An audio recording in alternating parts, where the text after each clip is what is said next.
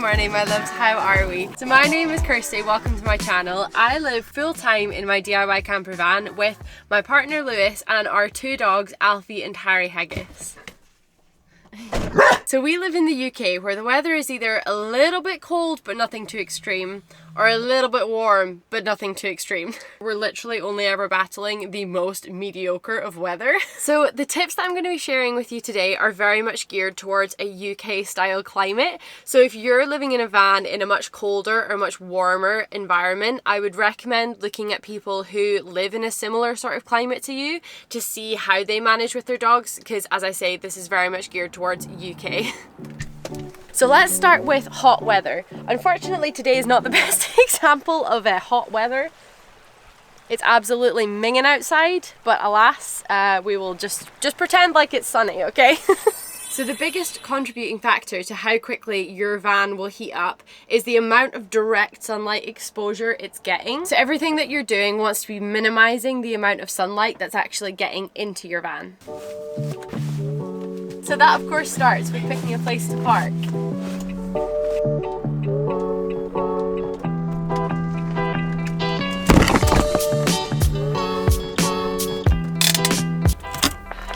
Pick a spot that's shaded by some trees or some buildings, whatever it is that you can find. Just remember that the sun is always on the move, so you might have to move your van like 2 or 3 times a day to just keep up with where the sun's at. So when I'm figuring out how to set up the van, I generally classify hot weather days into 2 distinct groups. It's either above 20 degrees or it's below 20 degrees. Most of the time in the UK, you're going to be somewhere between 15 and 20, so I'll show you that first. We have these insulated window covers, so depending on the direction of the sun dictates which ones I will use. So for example, if the sun is coming straight in through the front 2 windows, then I'll put those 2 up, whereas if it's coming in like from the side angle, then I'll just put this side one and one of the front ones up. Ta-da! Wow.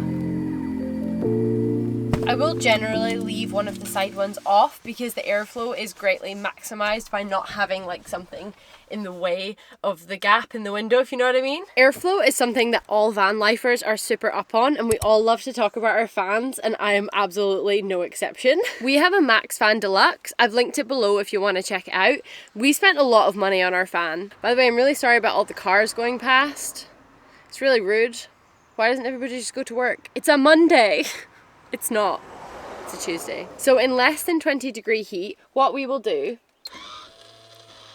we have our fan set to extract at about 20 to 30%, and then that lets hot air escape right through the fan and fresh, cool air to come in through the cab. The other super important thing is to have lots of cool, fresh water available for your dogs. And we recently got this. It is a double-walled insulated water bowl, so it works in exactly the same way as like your thermal flasks, you know, with like the vacuum seal in between. And I actually did an experiment to see if this made a difference, and it actually does make a difference, and it keeps their water colder. So hello, I love this. And it's 32 ounces, so it holds tons of water. I've only ever seen them drink this dry once, and it was after like a huge walk, and they were just like, oh my god, it's not Thursday.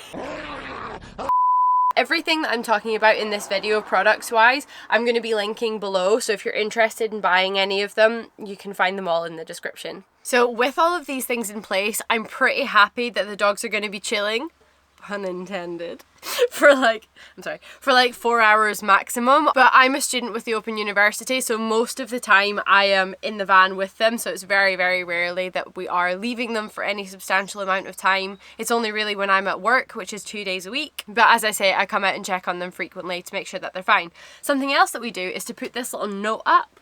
I actually definitely need to remake this because it's getting so scabby, but we put this note up even if we're just going to Aldi for a food shop, and it means that if anything is actually going awry in the van, then people can contact us immediately. So now let's talk about over 20 degree heat. So first thing that we do differently, it's probably the most important thing, we block off the front cab by pulling this seat up, and then it means that the dogs don't have access into the front anymore. We also have insulated shoe holders, which are secured to the bottom of the chairs, so that means that they can't like push their way underneath and get into the cab that way. And then the final measure is the curtains. So our curtains are, oh my goodness, how many linings? They have so many linings. And you might be thinking, this is all very excessive and why do you do this? And the reason for it is because the back main body of our van is crazy well insulated. So you're talking 2.5 centimeter Celotex, you're talking spray foam in every single crevasse you could possibly imagine, versus the front, even when you've got the shutters up, you've then only got about 0.5 centimeters of Reflectix in the window covers. So we block this off, keep them in the back, and then stop any of the heat coming from the cabin to the back. We set our fan to blow in and we set it high. We set it to like 50 to 100%. That is real cold and real powerful. We can also open our little back window, little sneaky little thing over here. Ta-da! And the front, like the cross breeze in here is something else. Now this is where things are going to be potentially a little bit over the top, but you know what? Better safe than sorry, am I right? Portable air conditioning unit. In the UK, there are just not enough days that warrant installing a full AC system in your van. So this is absolutely fantastic. It's USB powered. If you buy one new, the fans will not be like this. Believe it or not, I dropped it. Who'd have thought? Kirsty being clumsy. There's a fresh idea. Of course, days where this full setup is required is pretty rare here in the UK, but with global warming, it is getting less rare. So I was thinking about investing in like a cooling pad, but I wanted to ask you guys if you'd had any experiences with them, or if you have any suggestions or anything like that. So hit me up in the comments. I'd love to hear what you guys thought about cooling pads. All right, so now we're gonna flip to the complete other end of the spectrum, and we're gonna look at how we deal with the dogs when it's super cold outside. So welcome to our dog cupboard. Oh my god, hey! Hi! I bet you didn't expect to see me again so soon. No, I did not at all. No, but it's a lovely surprise. Great to see you. This is my financial advisor, everyone. So what can I do for you today? Well, it's more like what I can do for you. Thank you. Oh, amazing. 10 out of 10. You crushed it. You're just absolutely smashing it at the moment. Thank you, thank you.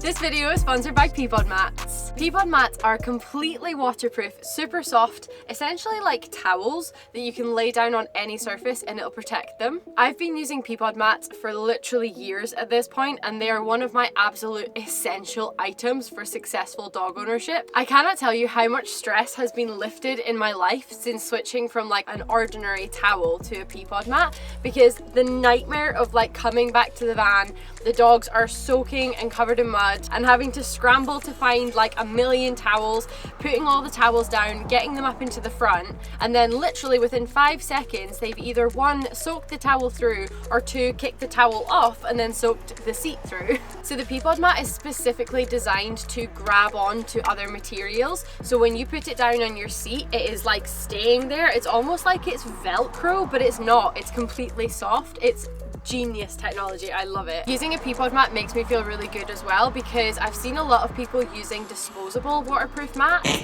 and that's just so incredibly bad for the environment and so wasteful, because with a Peepod mat you literally just throw it in the wash and then that's it. It's good as new, ready to go again, and these things are built so sturdy and of such high quality materials that they will actually last you a lifetime if you look after them. I think this is one of the best inventions in the entire world, and I really recommend going to check them out because they're literally one of my absolute favorite products for dogs, for life, for whatever.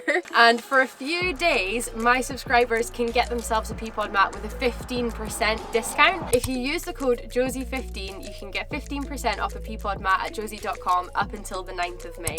So I've left all the links down in the description below, and I really recommend going to check them out. Thank you so much to Peepod mats for sponsoring today's video.